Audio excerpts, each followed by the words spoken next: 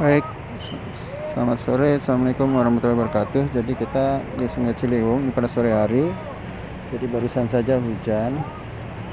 Nampak ini sungainya masih seperti biasa.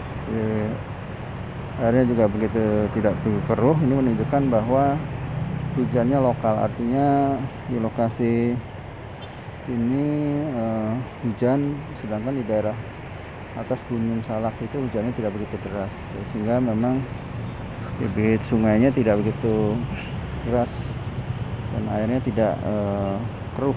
Ini kita bisa lihat. Hanya saja di sini akan saya menjelaskan, memang kita sangat prihatin ya, karena memang masih kita temukan sampah-sampah di sungai ini yang harusnya tidak boleh. Sungai ini harusnya memang karena dia sebagai sumber kehidupan harusnya dijaga dari sampah maupun kotoran atau limbah yang ke sungai. Baiknya memang ke depan ini bangunan-bangunan kita bisa lihat ini kan terlalu di tepi sungai. Harusnya tepi sungai ini harusnya benar-benar tidak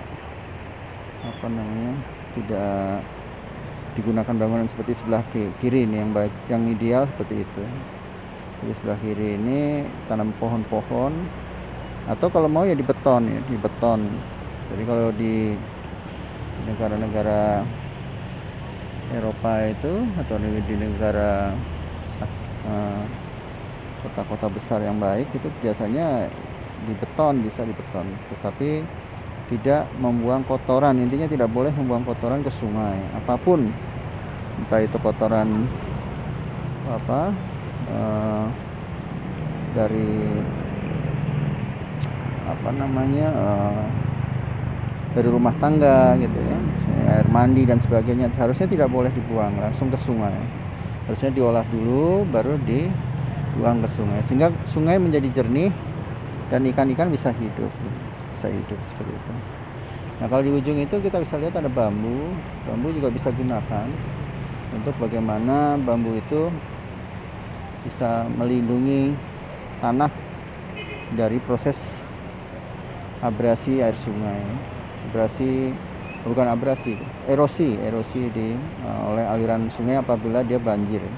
Karena banjir itu kadang-kadang juga bisa mengikis tebing-tebing sungai seperti ini. Itu ada bekas-bekasnya, daun akar-akar itu kelihatan berwarna coklat ya, itu menunjukkan bahwa dia pernah kena banjir seperti itu. Jadi memang solusinya dua. Kalau memang di lahan itu masih di tengah hutan ya, masih hutan atasnya, sebaiknya memang secara bisa dilakukan dengan penanaman, penguatan tebingnya dengan cara ditanami vegetasi yang menguatkan tebing-tebing sungai tadi ya, tebing-tebing sungai atau sepadan sungai itu. Tapi kalau daerah perkotaan yang memang lahannya mahal, per meter juga bisa puluhan juta, tentunya metode mekanis seperti ini contohnya ya, di beton seperti ini, itu jalan pilihan yang lebih baik. Tetapi alangkah baiknya kalau di beton ya vegetasinya, ini ada vegetasi ditanami pohon boleh seperti ini juga baik ya, tetapi kotorannya jangan masuk ke sungai. Tapi kalau sampah organik sebenarnya tidak masalah, tetapi kalau jumlah yang besar itu juga menjadi masalah, sungainya akan menjadi keruh juga. Jadi caranya, solusinya memang bisa dengan dibeton ini, dengan dibeton dibuat betonan dari batu ya, ataupun dicor bisa saja. Kalau di kota-kota besar ya, kanan kirinya biasanya digunakan kafe ya. Jadi seperti ini, kalau ini kan digunakan untuk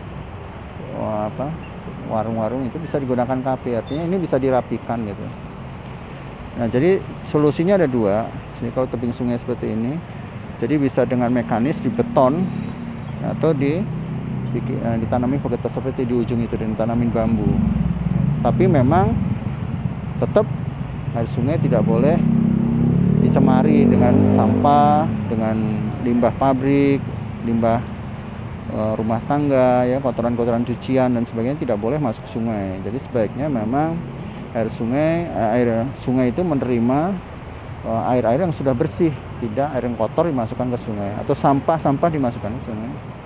Saya pikir kita bisa berubah dengan kalau kita saling menyadarkan, saling mengingatkan.